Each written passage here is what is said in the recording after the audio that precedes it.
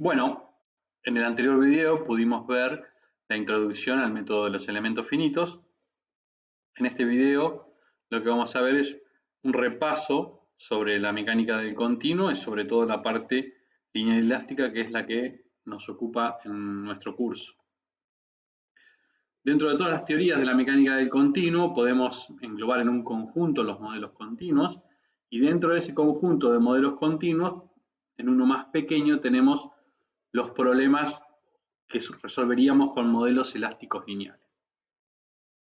La teoría de la elasticidad dice que los modelos elásticos lineales tienen que recuperar, la estructura tiene que recuperar su forma original cuando se le quitan las cargas. Los desplazamientos son pequeños en relación a las dimensiones del elemento, ya sea la deflexión de una viga comparada con su longitud o la deflexión de una placa comparada con algunas de sus dos longitudes características. Suponiendo que las deformaciones pequeñas, se hace el desarrollo de la teoría de la elasticidad. Y las relaciones entre las tensiones y las deformaciones deben ser lineales, la ley de Hooke. Con todo eso vamos a obtener una única solución y, por ejemplo, la deformación de una estructura no va a depender de cómo es el historial de las cargas. Esto quiere decir, si aplico el orden que aplique las cargas, no va a variar en la deformación final. Con esto vale el principio de superposición, que es lo que hacíamos en resistencia de materiales. Bien, ¿para qué me sirve tener un modelo elástico lineal? ¿Qué puedo resolver con un modelo elástico lineal? Bueno, yo tengo mi modelo elástico y lo que puedo hacer es a ese modelo cargarlo, imponerle desplazamientos o imponerle alguna temperatura de trabajo. Con todas estas condiciones de borde que yo le impongo, o con estas cargas que yo le impongo a mi modelo lineal, lo que voy a obtener son desplazamientos, deformaciones, tensiones y esfuerzos internos, que es lo que me interesa a mí obtener del modelo que voy a analizar. Entonces, con las cargas y restricciones, es decir, las condiciones de borde, más las ecuaciones cinemáticas. Las ecuaciones cinemáticas, recordemos que son las ecuaciones que relacionan los desplazamientos con las deformaciones. Las ecuaciones constitutivas, por ejemplo, la ley de Hooke. Y las ecuaciones de equilibrio, que son la segunda ley de Newton. Con todas estas ecuaciones obtenemos los desplazamientos. Por lo tanto, la teoría de la elasticidad es simplemente esto. Y lo que yo tengo que determinar, mi variable a determinar, son los desplazamientos, porque una vez que obtenga los desplazamientos, voy a obtener las demás incógnitas. Si yo obtengo los desplazamientos con las ecuaciones cinemáticas, es decir, lo que me relaciona el desplazamiento con las deformaciones, voy a obtener las deformaciones. Una vez que obtengo las deformaciones con las ecuaciones constitutivas, es decir, la ley de Hooke, voy a obtener las tensiones. Una vez que obtengo las tensiones, tengo que tener un criterio de falla de la estructura que yo voy a analizar. Por ejemplo, puede ser un criterio de falla las tensiones principales, donde puedo analizar la tensión máxima y la tensión mínima, es decir, atracción y compresión. Otro criterio de falla es el de von Mises para materiales dúctiles, donde en función de las componentes de tensión tengo esta fórmula, la misma fórmula expresada en función de las tensiones principales, y en el caso particular de, por ejemplo, uniaxial, que son las tensiones en barra, la tensión de von Mises es la única tensión que hay en ese caso. Y por otro lado también tengo la tensión de Tresca, que es la máxima tensión de corte. Bien, vamos a recordar qué eran las ecuaciones de equilibrio, que son las que vimos recién, que nombramos recién. Si tenemos un cubo elemental de volumen de dimensiones diferencial X, diferencial Y y diferencial Z, vamos a aplicarle las tensiones que actúan en él cuando un cuerpo está sometido a tensiones. Vamos a hacerlo solamente en la dirección del eje Y y vamos a ver que en las otras direcciones es similar. En los planos XZ, en el plano XZ actúa la tensión normal sigma I. Y en el plano XZ, un diferencial I hacia la derecha, actúa la tensión sigma I más la derivada de sigma I con respecto a I por un diferencial I. En los otros planos tengo las tensiones cortantes, por lo tanto, con esas tensiones cortantes más mi fuerza de volumen, voy a armar la ecuación de equilibrio. Fíjense que algunos miembros se restan directamente, entonces me queda la ecuación de equilibrio en la dirección de I. De forma similar obtengo en las otras dos direcciones. Recordemos las ecuaciones cinemáticas, que eran las que relacionaban los desplazamientos con las deformaciones. Para el caso de que no las recordemos cómo las calculábamos, por ejemplo, la deformación en X la calculo como delta X sobre la longitud. Ese delta X lo puedo calcular como lo que se deformó en un extremo mi pieza menos lo que se deforma en el otro. Entonces esa variación es el delta X. Y la longitud de mi elemento es diferencial X.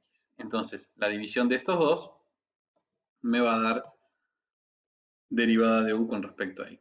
Y así lo hago para las otras dimensiones. Y lo mismo con las distorsiones. Las puedo calcular directamente desde acá. Y después tenemos las ecuaciones constitutivas, que era la ley de Hooke.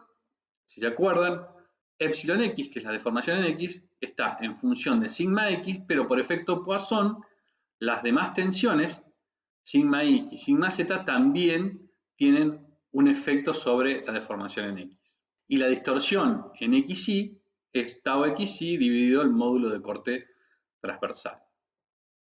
Obviamente para las demás direcciones es similar. Las tensiones en función de las deformaciones, la fórmula es un poquito más complicada. La tensión de corte es G.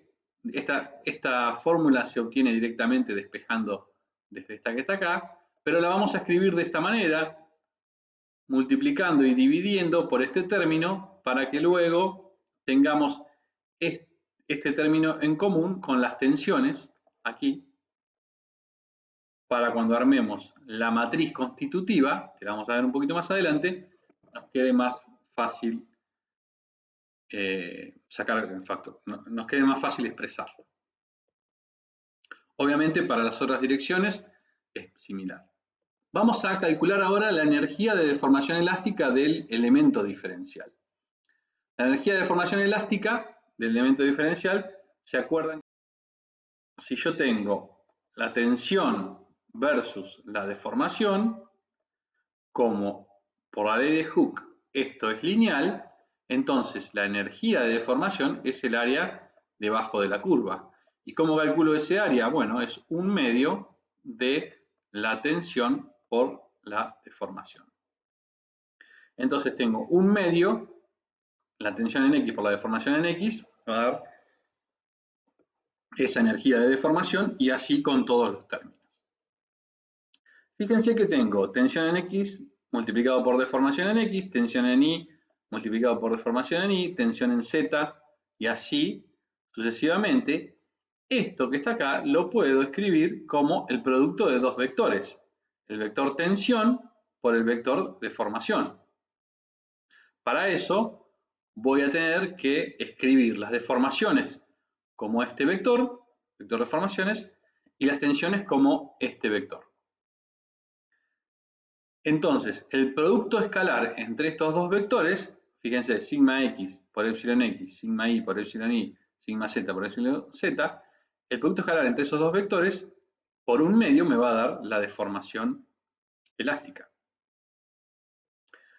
Además, las deformaciones las puedo expresar como una matriz constitutiva a la -1 por las tensiones, o las tensiones, esa matriz constitutiva por las deformaciones.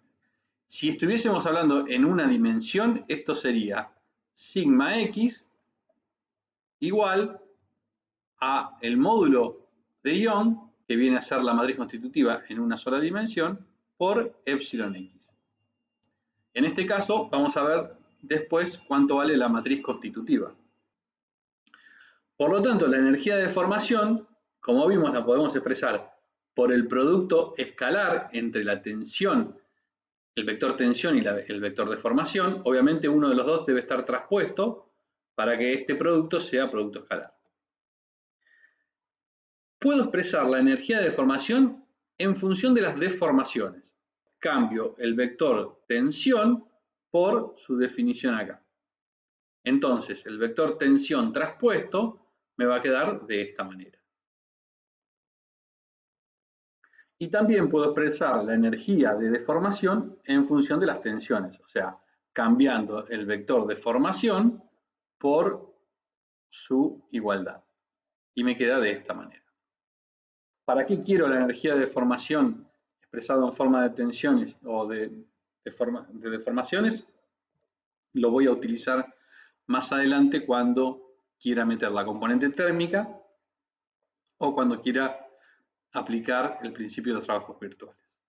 Acá tenemos la matriz constitutiva. ¿Se acuerdan que este término era el que les comentaba que íbamos a sacar factor común para que la matriz esta quede más simple? Y obviamente la matriz constitutiva de la menos 1 es esta que está aquí.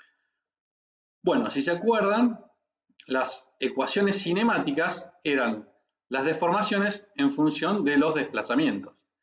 Esto también lo puedo expresar de forma matricial. El vector de deformación es este que ya vimos.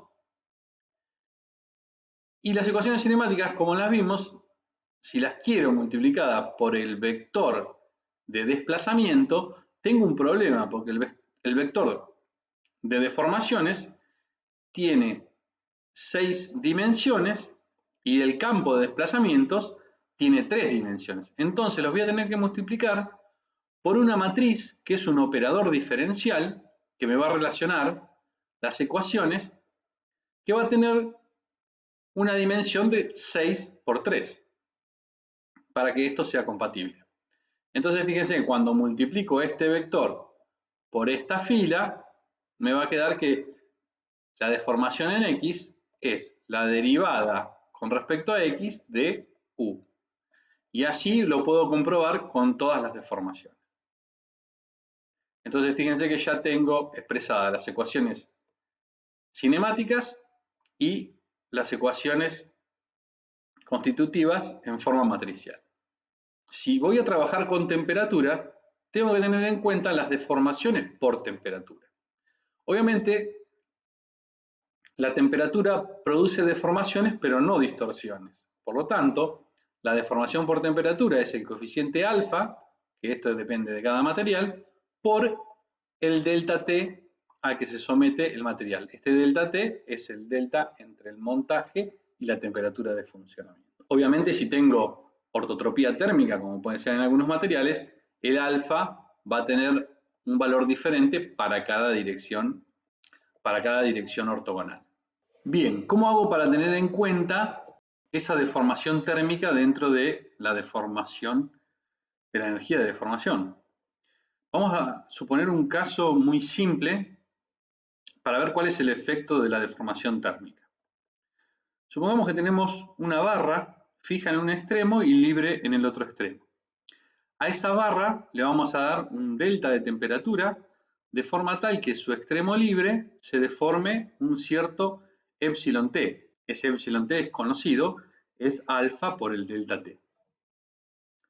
Bien, ¿qué pasa si tengo una deformación? Si tengo esa deformación, por la ley de Hooke, entonces tengo una tensión. Pero esa barra, como está fija en un extremo pero libre en otro, no tiene una tensión, no está tensionada, porque como está libre, se deforma libremente, obviamente no va a haber tensiones.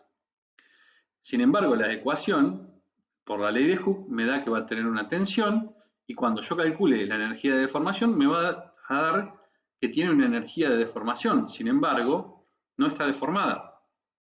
No tiene energía de deformación. Sí está deformada por efecto de la temperatura. Veamos el caso contrario cuando tengo la barra con los dos extremos fijos. Si yo le doy un delta T, obviamente la barra no se va a deformar, pero sí voy a tener una tensión.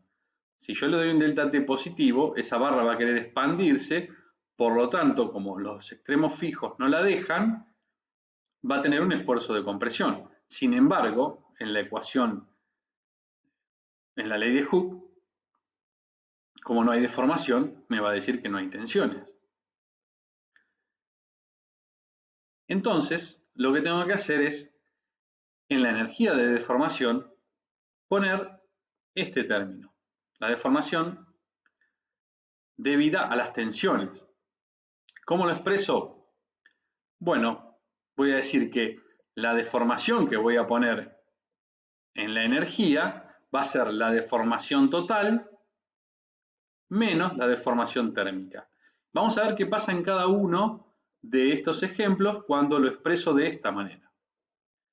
Fíjense, en el primer ejemplo, ¿cuánto es la deformación total? Bueno, la deformación total es E sub t. La deformación total es la deformación térmica. Por lo tanto, la deformación elástica que va a venir acá va a ser 0, ya que la deformación total es E sub t menos E sub t es 0, por lo tanto la energía de deformación en este ejemplo, la energía de deformación elástica es 0. ¿Qué pasa en el segundo ejemplo? La energía de deformación total es 0. Por lo tanto, la energía elástica va a ser menos E sub t. En este caso, voy a tener energía de deformación diferente de 0. Ahora tengo un nuevo término y voy a sustituir sigma por la ecuación constitutiva y epsilon e por epsilon total menos el epsilon térmico. Lo voy a poner todo eso dentro de la energía de deformación. Me va a quedar de esta manera. Hago distributiva ahí en ese producto de vectores y desarrollando me va a quedar eso. Bien, ya vimos la energía de deformación. Por un lado, ahora vamos a ver la energía potencial de las fuerzas externas. ¿Por qué estamos viendo esto? Si yo tengo una estructura y le aplico una fuerza, esa estructura se va a deformar y va a tener una energía de deformación. Esa energía de deformación lo va a ayudar a recuperarse. Entonces, la energía potencial ejercida por esa fuerza externa tiene que ser igual a la energía de deformación de esa estructura. Con esas dos energías, igualando esas dos energías, voy a resolver los problemas estructurales que tengo. Bien, ¿cuánto vale la energía potencial de una fuerza? Obviamente, la energía potencial de una fuerza va a depender del punto de inicio hasta el punto donde yo termine, el trabajo que va a ejercer esa fuerza. Esa fuerza obviamente tiene que ser una fuerza conservativa. Vamos a definir el trabajo como la fuerza por una distancia recorrida y vamos a tomar un punto común que es el R0. Entonces, la energía, fíjense la primera ecuación, la energía potencial de esas fuerzas, la variación de esa energía es el trabajo, es menos el trabajo. Entonces nos queda de esta manera.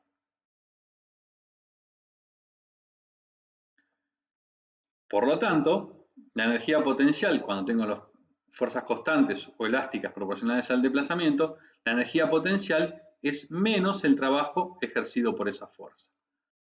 Fíjense que la energía potencial de las fuerzas volumétricas, la componente en X va multiplicada por U, la componente en Y va multiplicada por B, la componente en Z va multiplicada por W, y eso se integra en todo el volumen.